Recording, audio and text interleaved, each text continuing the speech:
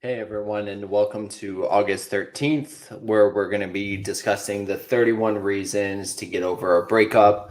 And today, obviously, as you can guess, we are on day number 13, which means we are on the 13th reason on why to get over a breakup. So, this one is about being more productive. And I want you to think about when you were in the relationship and then how you are after the breakup, divorce, or heartbreak. And I would like you to think and to feel about what you're missing out on.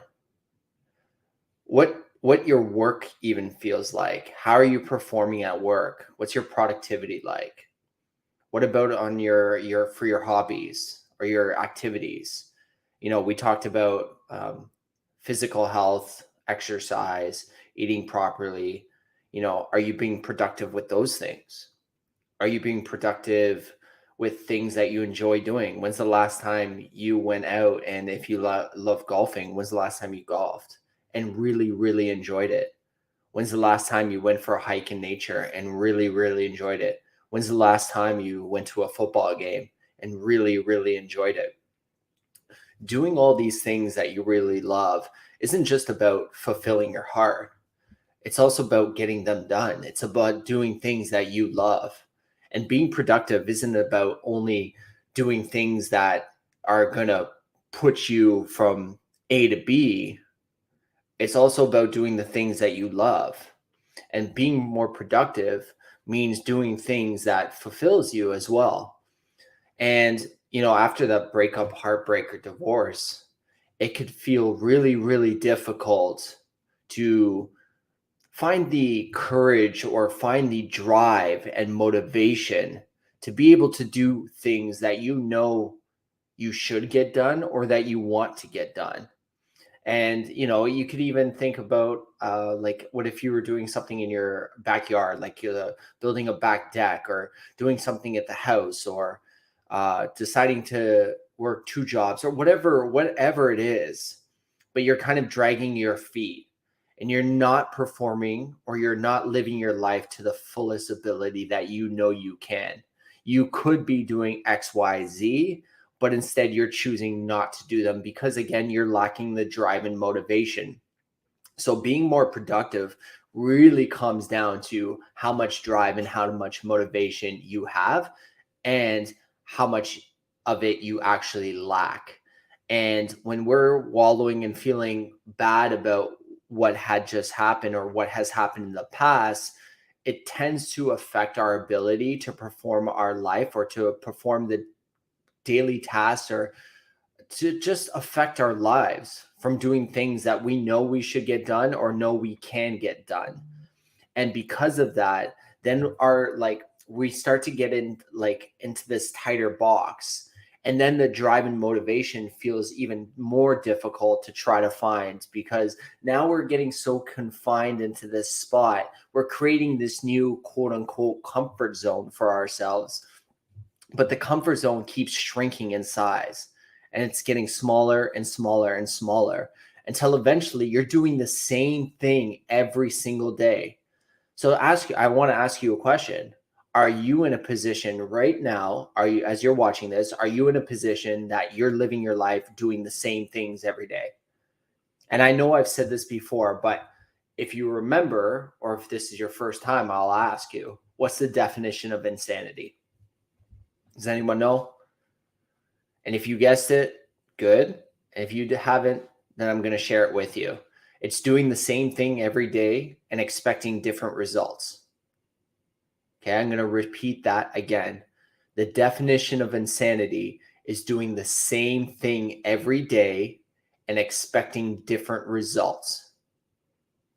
So when we're confined to this comfort zone, and as it's shrinking and shrinking and shrinking, which is the opposite of what we should do for a comfort zone where we expand it, but as it shrinks and shrinks and shrinks, we end up doing the same thing every day and expecting different results. And I'm going to share a personal story.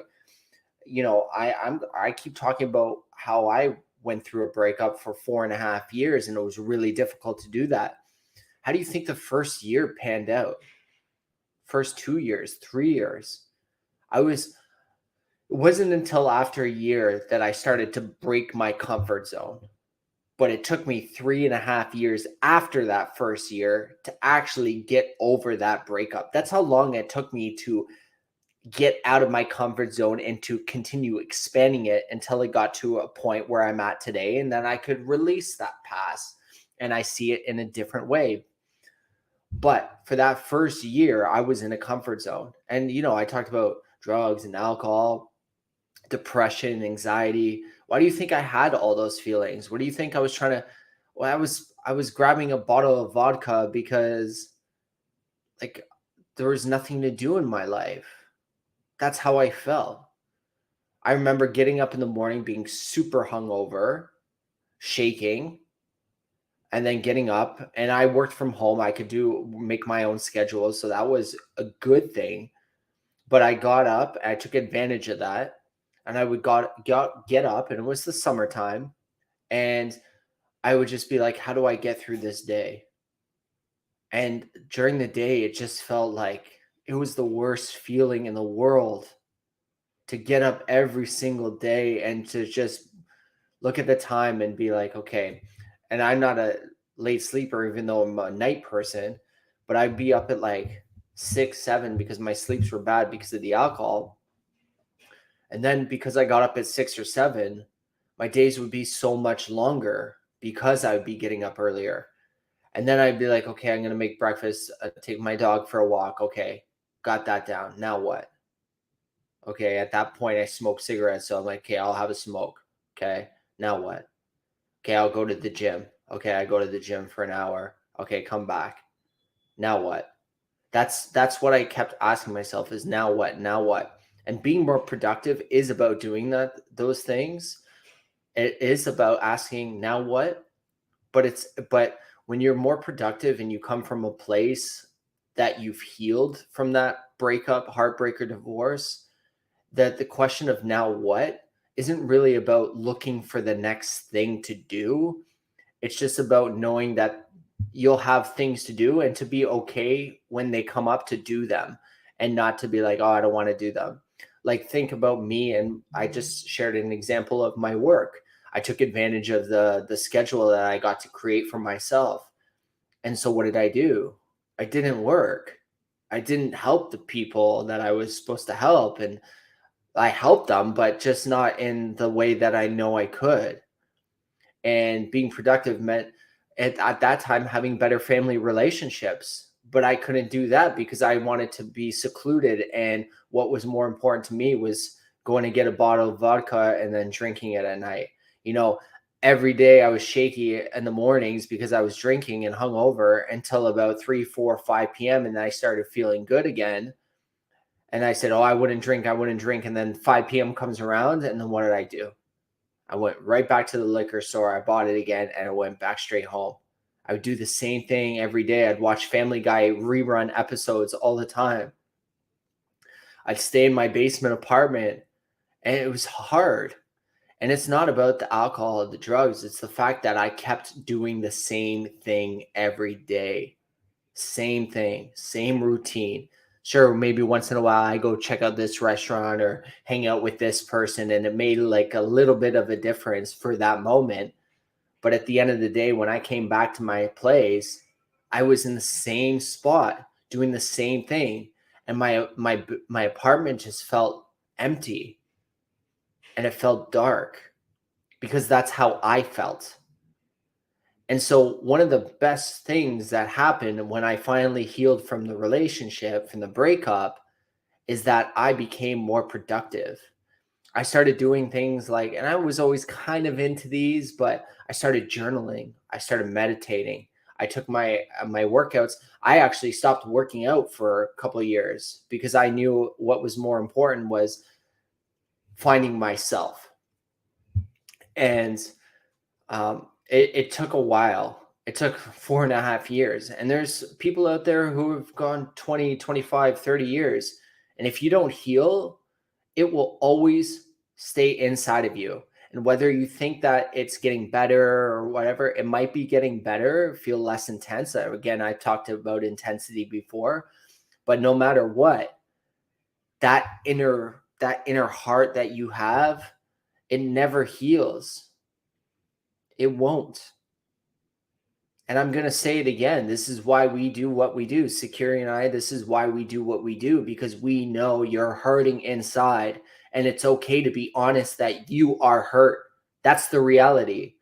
If you don't think you're hurt, you're lying to yourself. I lied to myself for years.